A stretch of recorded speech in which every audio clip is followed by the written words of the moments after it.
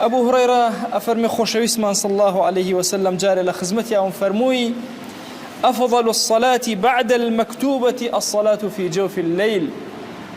باشترين نوێژێک کە ئینسانی مسلمان عەبدی خوا جێبەجێیکە لە دوای نوێژە فەرزەکانی بریتیە لە شەو نوێژی. عەبدوڵڵای کوڕی قەیس جارێک ئەڵێ چوومە خزمەتی دایکمان عائیشە، ڕووی تێکردمە وتی ئەی عەبدوڵڵا لا تەدع قیام الليل، قەد واز لە شەو نوێژ و شەو زیندەیی نەهێنی ها، فإن رسول الله صلى الله عليه وسلم كان لا يدعه، قد خوشويستمان وازي لشو نوێژ نەهێنا، وكان إذا مرض ئەگەر کاتێن نەخۆش کەوتایە پێغەمبەری خوا صلى الله عليه وآله وسلم صلاه جالسا، شو نوێژی هەر ئەکرد بەڵام ئەوەندە بوو بە دانیشتنەوە ئەیکرد. ئەگەر ئینسانی مسلمان دیقەتی قورئان ئەدا لێوە عەزەمەتی پێغەمبەری خوای صلى الله عليه وآله وسلم لە شەوە بۆ دەرەکەوێ. رب العالمين أي فرموه ومن الليل فتهجد به نافلة لك عسى أن يبعثك ربك مقاما محمودا. لشوا شو نوێژکە و قورئان بڵێرەوە زۆر دووبارەی کەرەوە تا خوای گەورە بتکەێنێتە پلەیەکی زۆر بەرزە، پایەکی زۆر گەورە. پێی ئەفەرموو ومن الليل ومن آناء الليل فسبح، لە گەرمەی شەوە کە خەڵق خەوتون تۆ تەسبیحاتی خوا کە ئەی پێغەمبەری خوا صلی الله عليه وسلم. خۆشەویستانم، ئێمە مانگی پیرۆزی ڕەمەضان کە مەدرسەیەکی زۆر گەورەیە مەدرسەکە تەواو بوو. سوپاسی رب العالمینەکەین هەمومان شەهادەی ڕەمەضان بەدەستمانەوە. یەکێک لە فائیدە زۆر گرنگەکانی ڕەمەضان بریتیە لە شەو نوێژ. کەسی ئیماندار، کەسی عابد نابێ شەو زیندە نەبێ، نابێ شەو لە یادکە، نەڵێ ماندووم. بیرکەرەوە پێغەمبەری خوا صلی الله عليه وآله وسلم چەند ماندوو بە ئیشی ئومەتەوە، کەچی رب العالمین ئەمری پێ ئەکا ومن آناء الليل فسبح، تسبیحاتی خوا کە لە ناوەڕاستی شەوە بیرت نەچێ شەو زیندە بە ئەی پێغەمبەری خوا صلی الله عليه وسلم. هاوڵان ئەمەیان باش فەهم کردبوو تێگەیشت بوون.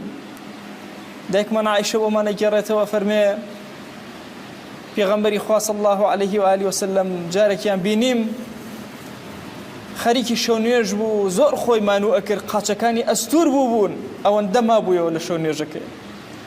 پێم وت خوای گەورە لە هەموو گوناهەکانت بوراوە لەمە و پێش و لەمە و پاش، بۆ ئەوەندە خۆت مانوو ئەکەی. فرمووی ئەفەلا أحب أن أكون عبدا شكورا، ئەی عائیشە نابێ پێم خۆش بێ کە من عەبدێکی سوپاس گوزار بم بە رب العالمین. سوپاس گوزاری خوا لە شەو نوێژی تۆیە دەرئەکەوێ، ڕازگۆیی تۆ لە شەو نوێژی تۆیە دەرەکەوێ.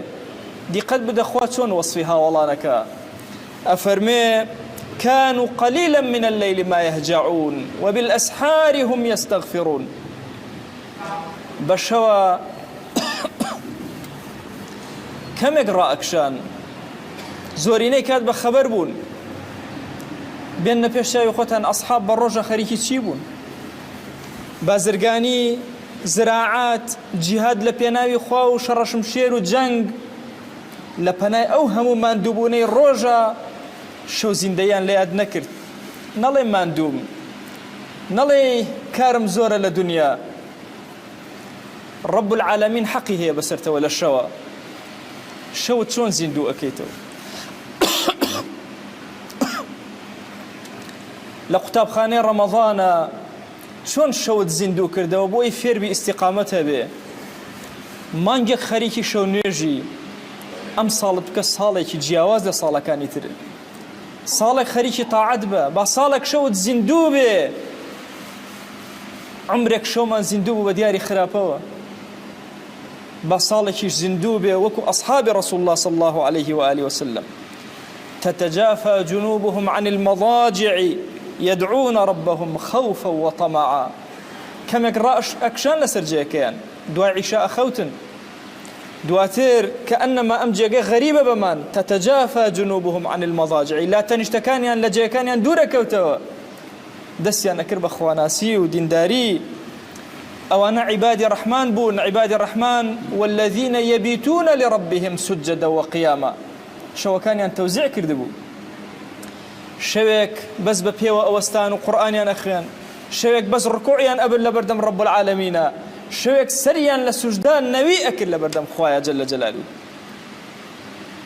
ئەصحابی پێغەمبەری خوا صلی الله عليه وسلم زۆر جوان تێگەیشت بوون باشترین سەلەفی ئەم ئوممەتەی ئێمە ئەوانە کەسیان نەبوو شەویان نازیندە بێ کەسیان نەبوو بێ ئاگا بن غافڵ بن